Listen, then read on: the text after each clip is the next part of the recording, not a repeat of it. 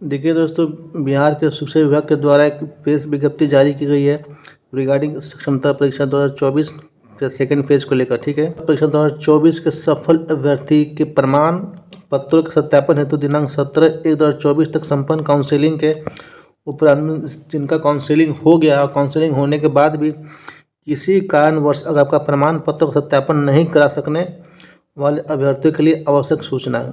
यानी काउंसिलिंग हो गया, काउंसिलिंग के बाद भी आपका जो प्रमाण पत्र जो डॉक्यूमेंट था किसी कारणवश मान लीजिए कुछ डेट ऑफ बर्थ में कोई प्रॉब्लम है, नाम में कोई प्रॉब्लम, कोई भी प्रॉब्लम के कारण आपका सत्यापन नहीं हो पाया, तो उन लोगों के लिए ये प्रेस विज्ञप्ति जारी की, यानी आपको दोबारा फिर से मौका दिया जा रहा है सत्यापन के लिए।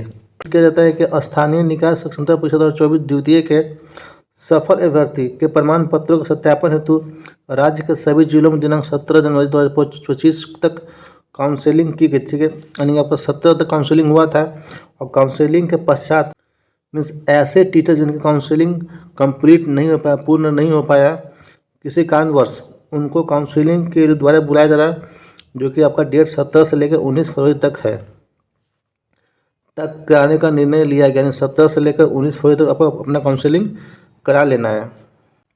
किनका सत्यापन सही से नहीं हुआ है, जिनका देखिए जिनका बायोमेट्रिक सत्यापित हुआ लेकिन परंतु कतिपय कारणों यथा मान लीजिए नाम में अंतर आ गया, होता नहीं कि नेम में मान लीजिए आपका 10th सर्टिफिकेट में और आधार में नेम में डिफरेंस है, तो उस कारण आपका जो डॉक्यूमेंट वेरिफिकेशन पूरा नहीं हो पाया। तो ऐसे कैंडिडेट जिनका नाम में अंतर था, जन्म तिथि में अंतर, डेट ऑफ बर्थ में चेंज था, आधार संख्या की गलत प्रविष्टि इत्यादि कारणों के से आधार सत्यापन नहीं हो पाया, इन कारणों के कारण आपका सत्यापन नहीं हो पाया, वे दिनांक 10 फरवरी 2025 तक नाम, अब जो भी आपका नाम में प्रॉब्लम था, नाम, डेट ऑफ बर्थ, लिंग, आधार संख्या, मोबाइल नंबर में परिवर्तन हेतु अपने पद स्थापन जिला के जिला शिक्षा पदाधिकारी को आवेदन दे सकते हैं। आप अपने नाम में करेक्शन के लिए, डेट ऑफ बर्थ में करेक्शन के लिए आप एप्लीकेशन दे सकते हैं। किसको? जिला, अपने जिला के जिला शिक्षा पदाधिकारी को। उस आवेदन के आधार पर संबंधित जिला के जिला कार्यक्रम पदाधिकारी द्वारा संशोधित नाम, जहां आप एप्लीकेशन सबमिट कीजिएगा, जो आपके जिला शिक्षा अधिकारी वो आपके नाम को क्या करेंगे, वेरीफाई करेंगे। ठीक है, वो उसको संशोधित करेंगे। आपका जो जन्म तिथि है, लिंग या आधार है, आधार संख्या, मोबाइल नंबर की प्रविष्टि बिहार विद्यालय BSCB, जो आपकी जो बिहार विद्यालय समिति है उसके वेबसाइट पर ये अपलोड किया जाएगा तो अभ्यर्थी द्वारा दिए गए आवेदन को अपलोड करना अनिवार्य। जो आपने आवेदन दिया है, जो आपका एप्लीकेशन, उसको भी अपलोड करना है, और जो आपका जो नेम में मॉडिफाई किया गया, जो चेंज किया गया है, उसको भी अपलोड करना है। और जो अभ्यर्थियों द्वारा पूर्व में आवेदन भरते समय अंकित किए गए नाम, जन्म तिथि, लिंग, आधार संख्या और मोबाइल नंबर सॉफ्टवेयर में यथावत रहेगा और इस पर किसी प्रकार की ओवर राइटिंग नहीं की जाएगी। मतलब कि जो आपने फर्स्ट टाइम जो अपने एप्लीकेशन दिया था, जो आपने आवेदन दिया था, जिसमें आपका जो भी आपका नेम था, डेट ऑफ बर्थ था, मान लीजिए उसमें कुछ गलत ही था, लेकिन उसको वैसे ही अपलोड रहेगा, उसमें कोई चेंज नहीं, उसमें कोई ओवर राइटिंग नहीं होगा। यानी पहले वाला जो आपका जिसमें गलती था उसको भी मतलब अपलोड करके रखना, उसमें कोई ओवर राइटिंग नहीं चलेगा। के संपन्न होने के उपरांत संबंधित शिक्षक अभ्यर्थी को बायोमेट्रिक सत्यापन भी किया जाएगा।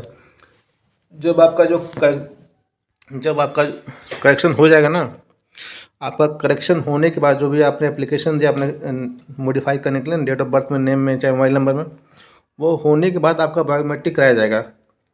जिला कार्यक्रम अधिकारी स्थापना द्वारा की कार्यवाही सत्यापन के माध्यम से संबंधित जिला के शिक्षा पदाधिकारी द्वारा किया जाएगा, और ये आपका 14 फरवरी तक की जाएगी। 10 जनवरी तक जिसका भी काउंसलिंग हुआ था, और काउंसलिंग दौरान मान लीजिए किसी का डेट ऑफ बर्थ कुछ गलती था, कुछ भी गलती उस कारण आपका काउंसलिंग पूरा नहीं हो, तो ऐसे कैंडिडेट को अपना पहले एप्लीकेशन सबमिट करना है, आवेदन देना है, फिर आपका जो भी करेक्शन मॉडिफाई किया जाएगा, और फिर उस एप्लीकेशन को अपलोड करने के बाद फिर दोबारा आपको बायोमेट्रिक करा के आपका सत्यापन किया जाएगा। ये तो हुआ जिनका नाम वगैरह में कुछ गलती था। नेक्स्ट आपका क्या दिया गया है,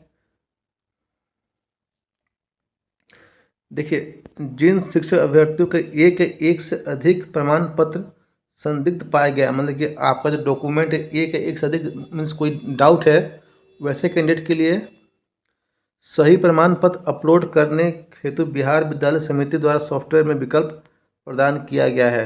मान लीजिए काउंसलिंग टाइम में आपने अपना डॉक्यूमेंट को अपलोड किया और अपलोड करने के बाद आपको उसमें डाउटफुल में रखा गया, आपका जो डॉक्यूमेंट लगा कि एक से अधिक में डाउट था, फिर आपको दोबारा से डॉक्यूमेंट अपलोड करने के लिए ऑप्शन दिया जा रहा है। आप दोबारा से अपने डॉक्यूमेंट को अपलोड कर सकते हैं। संबंधित शिक्षक अभ्यर्थी को सूचित किया जाता है कि बिहार विद्यालय परीक्षा समिति के पोर्टल दिनांक 10 फरवरी से लेकर 14 फरवरी तक सही प्रमाण पत्र अपलोड करने हेतु जो आपका जो पोर्टल है वो आपका 10 से लेकर 14 फरवरी तक खुला रहेगा, ताकि आप अपना डॉक्यूमेंट को अपलोड कर सकें।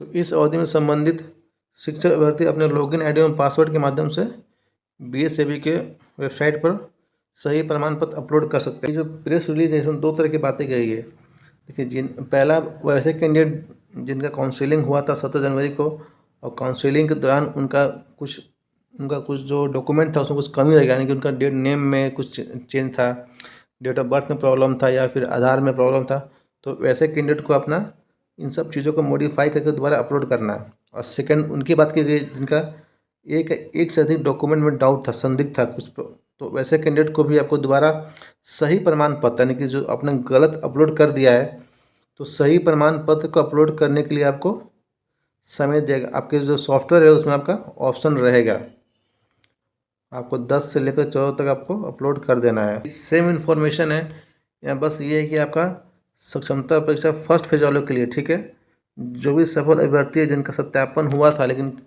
कुछ कारण से उनका जो प्रमाण पत्र था वो सही से वेरीफाई नहीं हो पाया, तो प्रमाण पत्रों का सत्यापन नहीं करा सकने वाले अभ्यर्थियों के लिए आवश्यक सूचना। देखिए, सूचित किया जाता है कि स्थानीय निकाय सक्षमता परीक्षा 2024 प्रथम फर्स्ट फेज के सफल अभ्यर्थियों के प्रमाण पत्रों में सत्यापन हेतु राज्य के सभी जिला में 2 चरणों में काउंसलिंग कराई गई। 2 फेज में आप लोग काउंसलिंग हुआ था।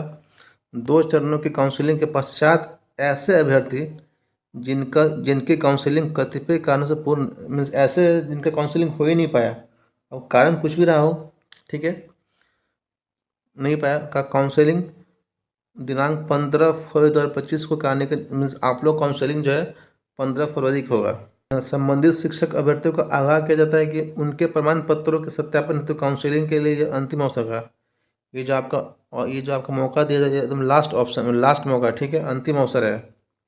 यदि इस काउंसलिंग में आप अनुपस्थित रहेंगे तो इसकी सारी जवाबदेही आपकी होगी। अगर आप काउंसलिंग में एब्सेंट होते, अगर आप नहीं जाते हैं, तो इसके लिए आप रिस्पॉन्सिबल होंगे, इसके लिए आपका जवाबदेही होगा, विभाग इसके लिए कोई जिम्मेदार नहीं होगा, ठीक है। ये आपका लास्ट ऑप्शन है। आपको हर हालत में आपका काउंसलिंग करा लेना, आपका जो डॉक्यूमेंट वेरिफिकेशन वो करवा लेना है, अदरवाइज आप सफ़र करेंगे।